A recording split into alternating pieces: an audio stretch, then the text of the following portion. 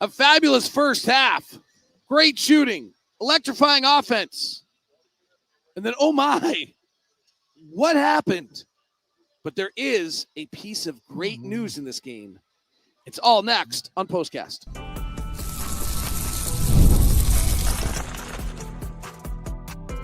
You are Locked On Jazz, your daily podcast on the Utah Jazz. Part of the Locked On Podcast Network, your team every day. David Locke along with Ron Boone as the Utah Jazz lose by 37 to the Memphis Grizzlies, 140-103. David Locke and Ron Boone, the Utah Jazz radio team. We will break this one down. Look at the first half that was super good, the second half that was super ugly, and a singular standout performance by the Jazz that should excite all of us in this one, plus reliability pluses if there are any in today's ball game. Ron, let's start with the first half because the Jazz lead 35-28 at the end of one. They stretch it out to a 14-point lead in the second quarter. At halftime, they're up by one, 65-64. Like, it is a fun, great basketball game in the first half tonight. 65 points, one of the bigger points.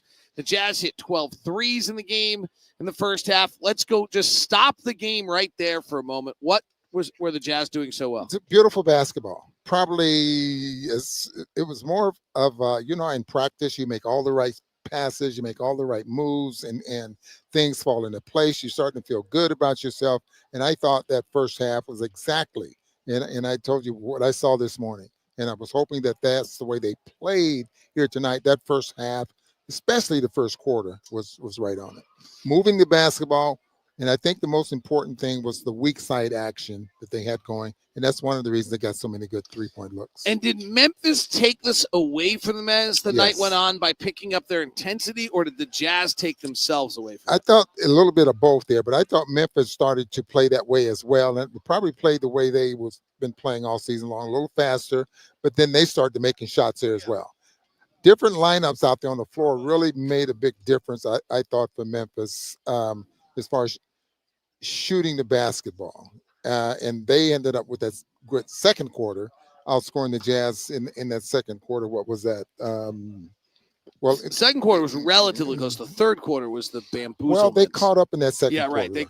Jazz are up 14. Got things going, yeah. Jazz are up 14 in the 4:20 of the second quarter. Ron's exactly right. Memphis cut it to 1 to make it 65-64. I mean, our stats guy today, Jonathan Shields, was great. I think at one point it was a 90-42 run by Memphis since the 4:15 mark of the second quarter. Memphis scored on their first 10 possessions to open the fourth quarter. At another point in time, they scored on 16 of 17 possessions. Did the Jazz just not have the personnel to be good defensively?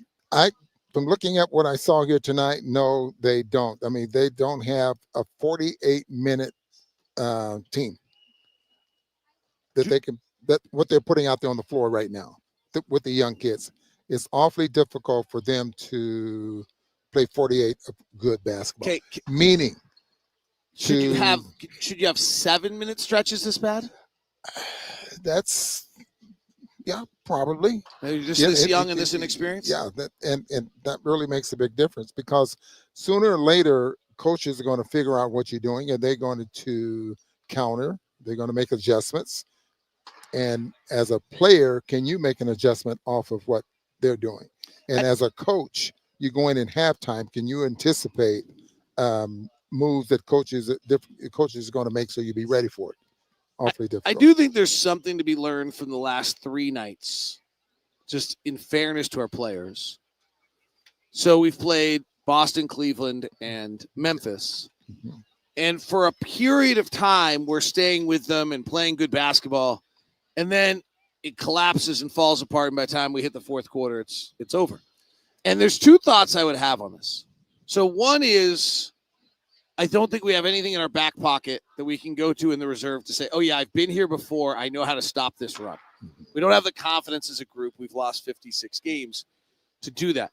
The second thing I would say is if we're really being truthful about where our guys are in their stages of their career, they're overmatched in every single one of these. And if you've ever been overmatched, like I remember when my daughter who's got a competitiveness issue used to talk to me about, like, I hate playing my brother in ping pong because he always beats me. And then I was like, well, play for less points. She's like, what? I'm like, play him to 5 instead of to 21. Then you have a chance. But if you play him to 21, you've got no chance. That's a great way of putting it, yes. If you're going to play him to 5, you just might be able to stay with him for 5. And when you beat him at 5, go try to beat him at 10. And our guys have to play to 21 all the time. And we can stay with them for 5 or 10, but then eventually talent and the fact I think we wear out because we're battling against guys that are at this stage in their careers better players.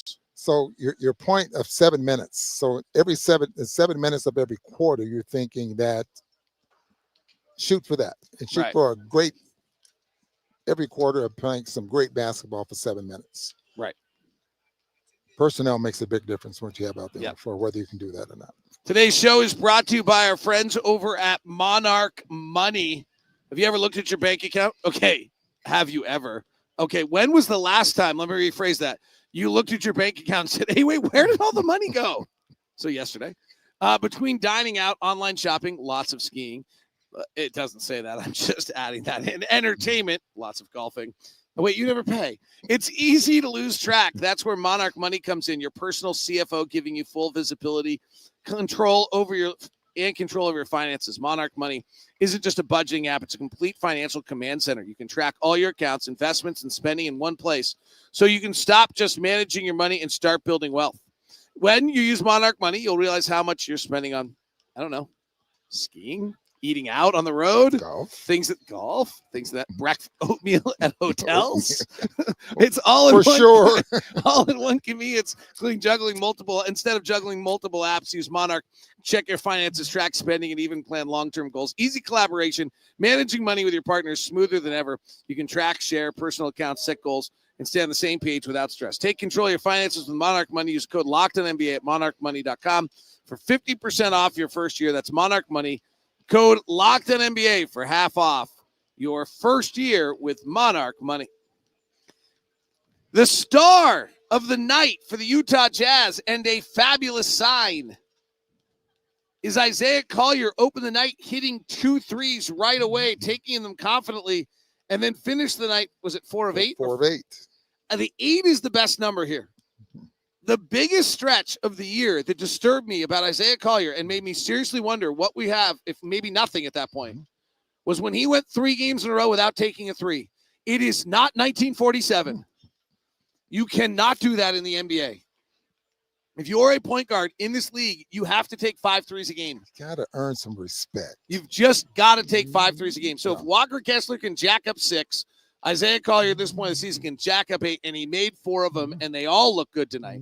He's always been better off the bounce than catch and shoot. Chris Jones, one of the great Jazz assistants, was talking to me about this, and he explained it perfectly. You know why he doesn't shoot catch and shoot very well? He's never shot a catch and shoot in his life until he got here. Mm-hmm. In high school and AAU and everywhere else, he had the ball in his hands every play. Went to USC, was the point guard. Like, he did not shoot catch and shoot, basically, until he got here. And so he looked better on his catch and shoots. He looked better on his off the bounce. He hit 4 of them tonight, but they look better. They're not air balls, frankly. They're not hitting the side of the glass. When he used to play in college, I said it on a show on Locked On, like, you have to eliminate from your memory how bad his misses are to try to figure out whether he might be able to make some. So I'll repeat myself. As much and as often as these developmental coaches work with players every day, and the amount of shots that they take, different types of shots in different situations, if you don't get better, you can't shoot. Yeah, right. And if he doesn't get better, confidence has a lot to do with it. But if he doesn't get better, as you mentioned, he's not going to help this team. We only had 3 air balls tonight as a collective group. It's really exciting. But if Isaiah can make or 2 things, they're all going under on him right now. Yeah. So he's going to be able to get 6 or 7 off a night for the rest of the way. I hope he does. If he can make those, you add in his speed, you add in his strength, you add in his understanding of the game, you understand his speed, that's a real player. Yeah. If he cannot make his threes, that's not a real player. It's really his game. Like, it's You know what? Will Hardy had a great quote today, pregame. He talked about you work on players' strengths unless their weaknesses mess up the game for everyone else. Wow. It was a great quote. Yeah. Isaiah Collier's unwillingness to shoot threes messes up the game for everybody else on the floor. If he can do what he did tonight, that opens up a brand new window for him as a player. That's a great quote. Great quote. Can you look at the box score and tell me what the rebounding numbers were tonight and if what I'm looking at on a big screen is accurate? How many rebounds did Memphis have? 52. How many do we have? 28. 4 on the How many offensive rebounds did they have? 4. We had 4. How many? 17. Yeah, the story of the night tonight, by the way, is at one point tonight, the two teams were shooting the exact same, had made the same amount of threes, and the Grizzlies had taken 19 more shots than the Jazz. And the Jazz, 19 more shots in the middle of the third quarter, and the Jazz were down by 19 or 20 points. The Jazz got murdered on the possession game tonight in a way that, like, it's hard to understand. All right, reliability plus is Ron Boone. Who you got? So should we give Collier one just Absolutely. for Yeah, absolutely. and that probably He would get all 10 cookie credits tonight. That's it. He just threw the paper away. Yeah. Isaiah Collier is your reliability plus tonight. Thank you, everybody who tunes in. Thank you for being with us. We will join you Thursday. Thursday we'll try to get a show out. We fly after the game. We've only done that once this year. We'll have to check the timing on that of whether we can do it. We'll see. I think we've done it the last time, so we'll see. That is POSTCAST. Have a great night. On behalf of Ron, I'm David. We now send you to the first ever national on video. Actually, we don't. On video, check out, or audio, check out Locked On NBA for game night. Every game, every night. Have a good one.